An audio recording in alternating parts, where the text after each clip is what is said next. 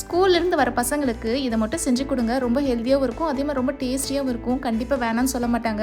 எங்கள் வீட்டில் ஏன் இவ்வளோ கம்மியாக செஞ்சீங்க அப்படின்னு சொல்லி கேட்டாங்க. என்ன கொஞ்சம் சேர்த்து செஞ்சுருக்கலாம்ல அப்படின்னு. செம்ம டேஸ்டியான ஒரு ரெசிபி தான் நீங்கள் பார்க்க போகிறோம். அதுக்கு முன்னாடி பேஜை ஃபாலோ பண்ணிக்கோங்க. ஃபஸ்ட் ஒரு மிக்ஸி ஜார் எடுத்துக்கோங்க. அதில் வந்து நல்ல வேர்க்கடலையே ரோஸ்ட் பண்ணிவிட்டு தோல் எடுத்துட்டு ஒரு கப் ஆட் பண்ணிக்கோங்க. அதை வந்து பல்ஸ் மோடில் விட்டு லைட்டாக அரைச்சி எடுத்துக்கலாம்.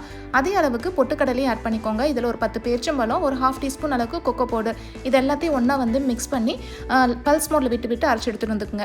இப்போ வந்து கொஞ்சம் கொஞ்சமாக தேன் இருக்கு இல்லைங்க, அதை ஆட் பண்ணிங்கன்னா எல்லாம் ஒன்று சேர்ந்து ஒரு மாதிரி கையில் பிடிச்ச உருண்டை பிடிக்கிற பதத்துக்கு வரும். அந்த ஸ்டேஜில் அரைச்சி எடுத்துக்கோங்க.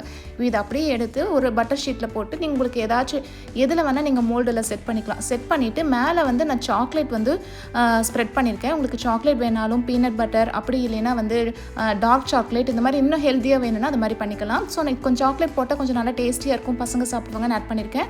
அதை மேலே ஃபுல்லாக ஸ்ப்ரெட் பண்ணிட்டு கொஞ்சம் நட்ஸையும் தூவி விட்டு ஃப்ரீசரில் ஒரு 10 to 15 மினிட்ஸ் வந்து நல்லா வச்சு எடுத்துருங்களேன். சூப்பர் டேஸ்டியான ஒரு நட்ஸ் பார் ரெடி ஆயிரும். ரொம்ப ரொம்ப டேஸ்ட்டாக இருந்துச்சு. கண்டிப்பாக வீட்டில் ட்ரை பண்ணுங்கள். நெக்ஸ்ட் வீடியோவில் பார்ப்போம். பாய்.